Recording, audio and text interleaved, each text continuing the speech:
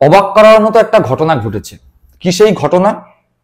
ঋতব্রত বন্দ্যোপাধ্যায়, যিনি অতীতে সিপিএম করতেন, তার অতীত দলের সহকর্মী মোহাম্মদ সেলিমকে তিনি চিনতে পারলেন না। এইরকমই একটি ঘটনা ঘটেছে এই কিছুদিন আগে, হয়তো দু থেকে তিন চার দিন আগে।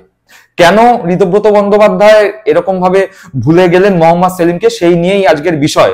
এই বিষয়টি বেশ গুরুগম্ভীর, সেটি নিয়েই এই এপিসোডে পর্যালোচনা হবে। কিন্তু তার আগে আপনারা ইতিমধ্যেই সকলেই জেনে গিয়েছেন যে ঋতব্রত বন্দ্যোপাধ্যায়, যিনি প্রাক্তন সাংসদ ছিলেন, অতীতে সিপিএম থেকে তিনি রাজ্যসভার সাংসদ মনোনীত হয়েছিলেন। পরবর্তীকালে আমরা দেখেছি যে সিপিএম এ তিনি কোণঠাসা হয়ে পড়েন এবং তিনি দল ছাড়েন। দীর্ঘদিন ধরে তিনি রাজনৈতিকভাবে নিষ্ক্রিয় ছিলেন। পরবর্তীকালে তিনি তৃণমূল কংগ্রেসে জয়েন করেন। তৃণমূল কংগ্রেসে জয়েন করার পরে তাকে তৃণমূলের শ্রমিক সংগঠনের দায়িত্ব দেওয়া হয়। তিনি দীর্ঘদিন ধরে তৃণমূল কংগ্রেসের শ্রমিক সংগঠন অর্থাৎ আইএনটিটিইউসির দায়িত্ব নিয়ে নিশ্চুপে কাজ করছিলেন। তিনি যে সফলভাবে কাজ করছিলেন আইএনটিটিইউসির দায়িত্ব নিয়ে, তার ফল তৃণমূল হাতে নাতে পেয়েছে। চা বাগানগুলোর নির্বাচন তথা উত্তরবঙ্গের মাদারিহাট যে উপনির্বাচন হলো বিধানসভা, সেটিতে তৃণমূল কংগ্রেসের জয় প্রমাণ করে যে ঋতব্রত বন্দ্যোপাধ্যায় নিশ্চুপভাবে তার উপর দল যে দায়িত্ব দিয়েছিল সেই দায়িত্ব তিনি পালন করছেন। ঋতব্রত বন্দ্যোপাধ্যায় যেভাবে কাজ করেছিলেন তার পুরস্কার প্রাপ্তি অবধারিত ছিল। সেই পুরস্কার তিনি পেলেন। তিনি কি পুরস্কার পেলেন? তৃণমূল কংগ্রেস দলের পক্ষ থেকে তাকে রাজ্যসভায় পাঠানো হলো, অর্থাৎ তিনি পুনরায় রাজ্যসভার সাংসদ মনোনীত হলেন, নির্বাচিত হলেন এবার তৃণমূল কংগ্রেসের হয়ে। তৃণমূল কংগ্রেসের প্রতীকে তিনি রাজ্যসভার সাংসদ নির্বাচিত হলেন, দ্বিতীয়বারের জন্য সাংসদ নির্বাচিত হলেন। তিনি রাজ্যসভায় গিয়ে বাংলায় শপথ বাক্য পাঠ করলেন এবং তিনি এই শপথ বাক্য বাংলায় পাঠ করার মাধ্যমে একটি বার্তা দিলেন যে তিনি রাজ্যসভায় এবার বাংলার হয়ে গলা ফাটাবেন। তিনি শুধু বাংলায় যে শপথ বাক্য পাঠ করেছেন তা নয়, সাংসদ নির্বাচিত হওয়ার পরে তিনি মমতা বন্দ্যোপাধ্যায়ের অকুণ্ঠ প্রশংসা করেছেন এবং মমতা বন্দ্যোপাধ্যায়কে সব থেকে বড় বামপন্থী বলেছেন। আমরা একবার তার শপথ বাক্য এবং শপথ বাক্য পাঠ করার পরে তিনি মমতা বন্দ্যোপাধ্যায় সম্পর্কে কি বলেছেন সেটা শুনে নি।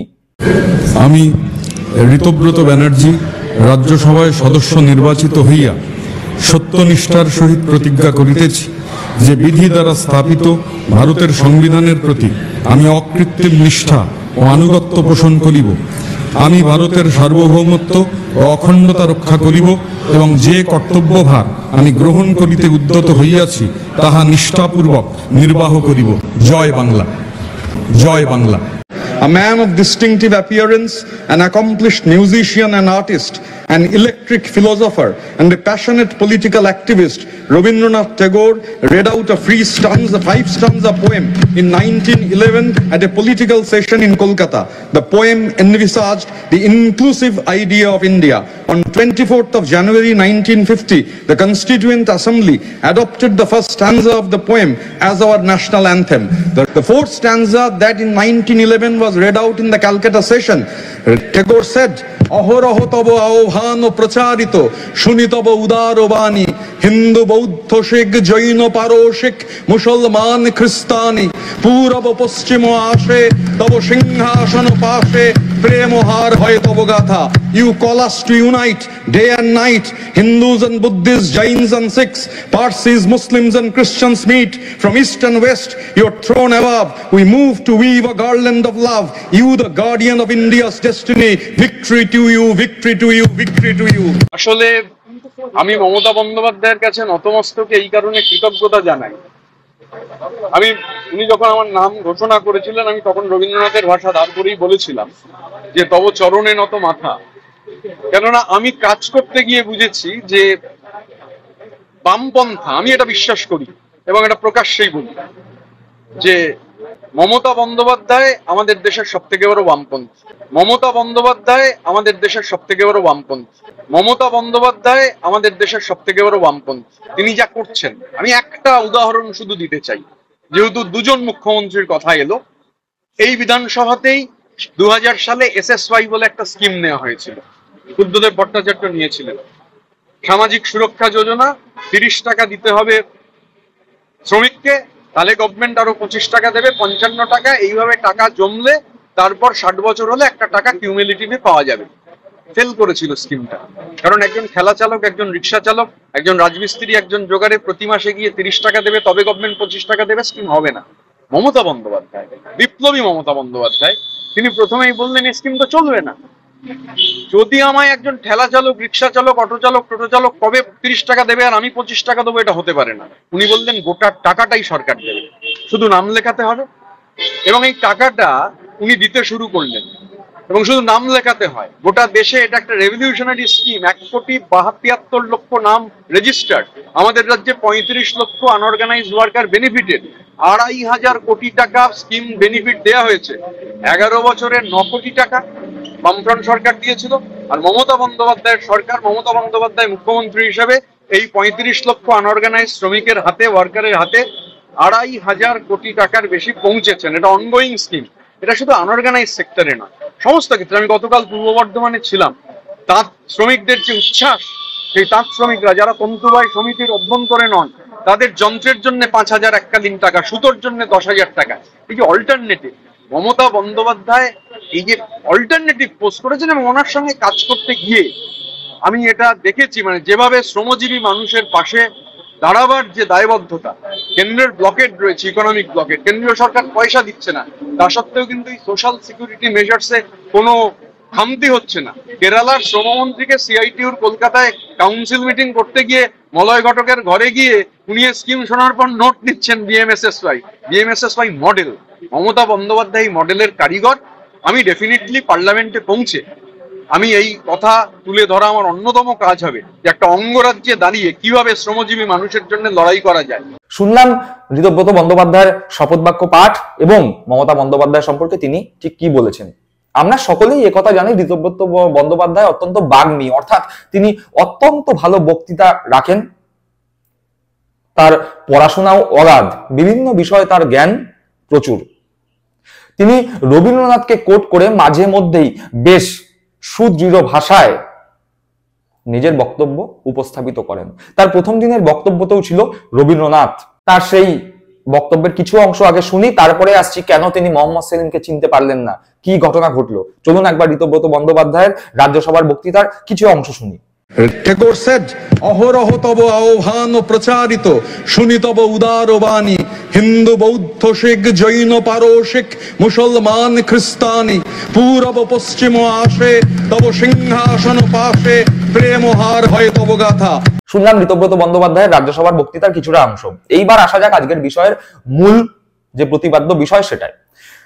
ঋতব্রত বন্দ্যোপাধ্যায় তার প্রাক্তন সহকর্মী, বর্তমান সিপিএম এর রাজ্য সম্পাদক মোহাম্মদ সেলিমকে চিনতে পারেননি।